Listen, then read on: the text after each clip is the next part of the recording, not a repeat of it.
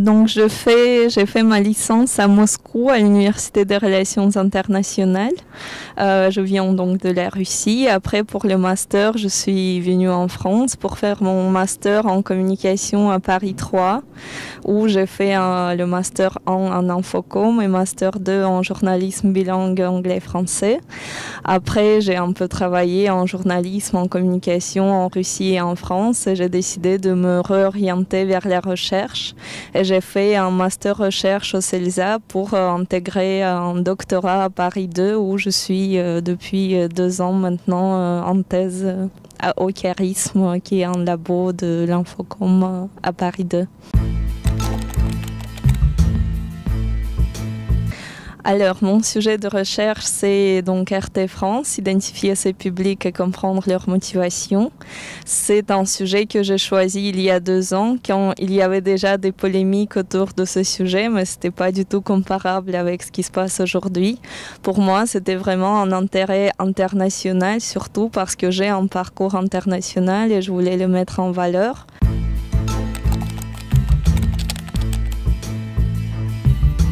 C'est difficile de renoncer au financement russe parce que c'est une chaîne qui a été vraiment conçue en tant qu'instrument de la diplomatie publique russe. Elle fait partie de la stratégie de relations internationales russes pour améliorer l'image de la Russie à l'international. Donc c'était vraiment une initiative gouvernementale et on peut dire que Russia Today n'existerait pas si ce n'était pas pour l'initiative de la Russie. Après, il faut savoir que c'est une chaîne transnationale d'information et c'est très rare, voire impossible pour une chaîne transnationale d'être autofinancée ou financée par les publicités parce que en vérité, ce sont des chaînes qui ne sont pas vraiment regardées beaucoup en permanence. Elles sont regardées pendant les crises mondiales, mais ça ne va jamais être les revenus suffisants pour survivre. C'est pour ça le financement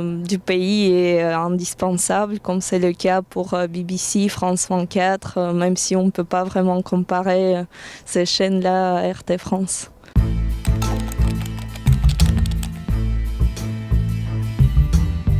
Avant l'intervention russe en Ukraine, c'était plutôt, on ne peut pas dire une bonne chose, mais ça servait aussi à la diversité des opinions, sachant que on peut faire confiance au public qui font leur propre avis, qui vont pas tomber dans le complotisme ou choisir juste une seule vision du monde. C'était bien pour équilibrer justement. D'un côté, RT a été interdit dans l'Union européenne et ça a servi un peu d'excuses pour la Russie à interdire les chaînes étrangères en Russie, même si peut-être que ça aurait été fait de toute façon, mais c'était vraiment une raison officielle, c'était en réponse à l'interdiction de RT en France et dans l'Union européenne.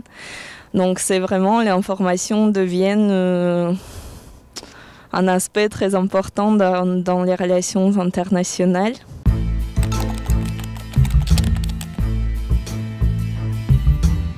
C'est un symbole de résistance, surtout pour ces publics qui se considèrent marginalisés, à mon avis, dont j'ai parlé lors de ma communication, c'est-à-dire c'est souvent les publics conservateurs, un peu réactionnaires, qui partagent les valeurs souvent les valeurs chrétiennes, les valeurs conservatrices qui se reconnaissent pas dans le monde d'aujourd'hui avec les changements qu'on a. Et pour eux, c'est vraiment, il y a des commentaires qui disent que c'est le dernier îlot de liberté, les commentaires de RT sur YouTube.